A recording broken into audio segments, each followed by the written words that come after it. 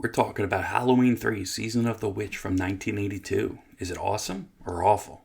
We're about to find out.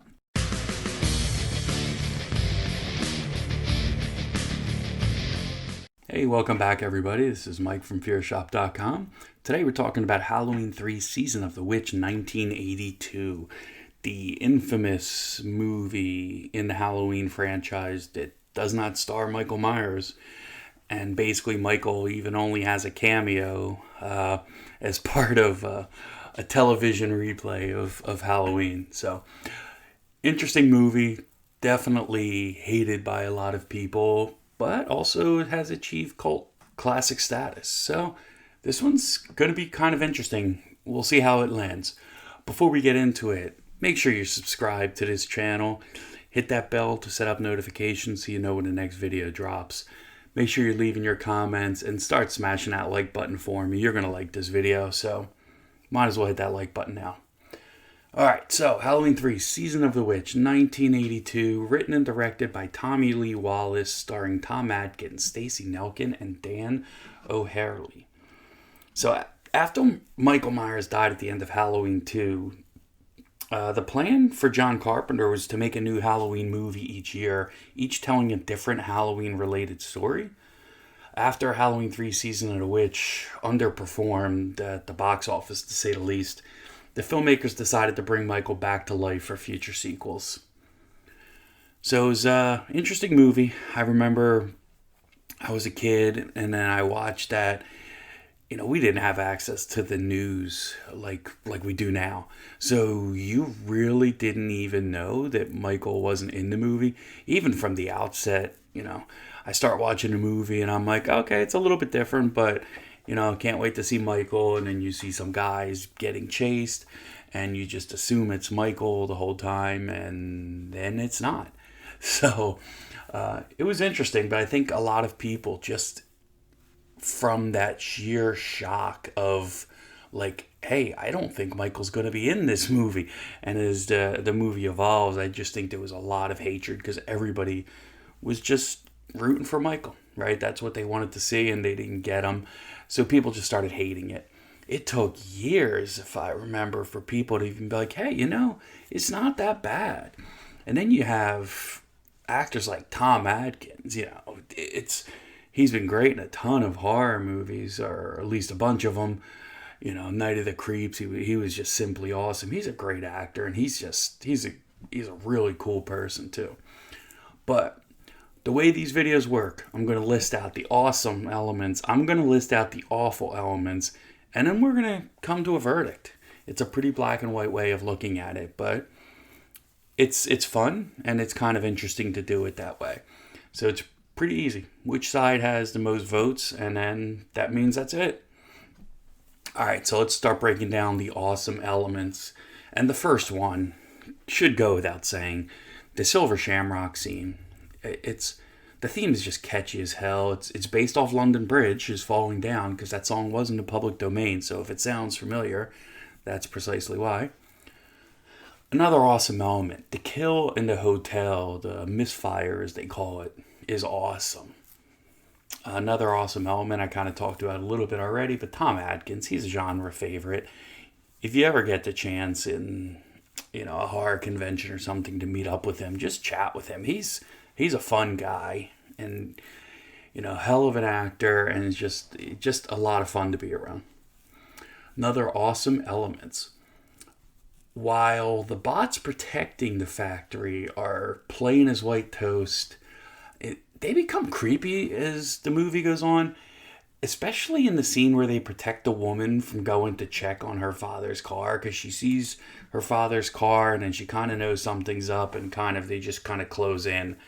And that part was pretty cool. I really liked that scene. Very brief, but fun. All right, another awesome element. This is 80s goodness. I mean, for most, that's an awful part of the movie, but not for me. If you love your 80s horror, this is just simply awesome. All right, another awesome element. The story's awesome, right? It's a much bigger scale than Michael could kill at, obviously. This is like almost a plot of like world domination, kind of, right? It's quite interesting. Another awesome element is Halloween 3 paid a lot of homage to the original Halloween movie. There was a scene in the film played at the bar. The original theme was present towards the end of the film. Jamie Lee Curtis actually was the voice of a telephone operator. I don't think a lot of people realize that. I don't even know if she was credited, but it's something I had seen on IMDb at some point. So they definitely tried to keep the feel. Even a lot of the movie had that feel of a Halloween movie. A lot of the outdoor shots and all. So it was still there. It just wasn't in your face, and it's missing Michael. All right, now that's what I have for awesome. Now we're going to switch over to the awful elements. So let's face it, the film opens up okay because it feels like Michael's stalking somebody, but then you get the plainest guy of all time attacking the guy who was running away. I mean, plain, right? And I see where they were going. They were supposed to be just plain old guys, right? And it wasn't supposed to stick out, right? So that part, it was underwhelming to say the least. I don't even want to get into how the first, I guess a little bit of a spoiler alert, the first bot kill, or I don't know if it was a kill, but basically, there just happens to be a chain attached to a block, and then the guy's able to pull at the chain while getting attacked, and then basically the bot's head gets crushed. And when I say crushed, I literally mean it got tapped by the fender. So it was so weird. I think I see where they were going with that. They didn't want to smash his head and then you see whatever's inside that early in the movie. So I think that's what it was, but it just looked like really cheap, low-budget special effects. And this movie did not suffer from horrible special effects. There were some good parts to it. All right, another awful element. Most of the characters are simply hokey. I guess it's kind of the best word that I can use there. They're goofy as can be, kind of standard for the 80s. It was, the characters were kind of always over the top in a lot of those movies in the 80s. Never kind of made sense because you really never knew anybody that acted like that. But you've seen it in all the 80s horror movies, or a lot of them, I should say. All right, another awful element. Had this been a movie called anything but Halloween 3, people would have loved it. I get the artistic direction the Carpenter wanted to go in. I actually find it kind of cool.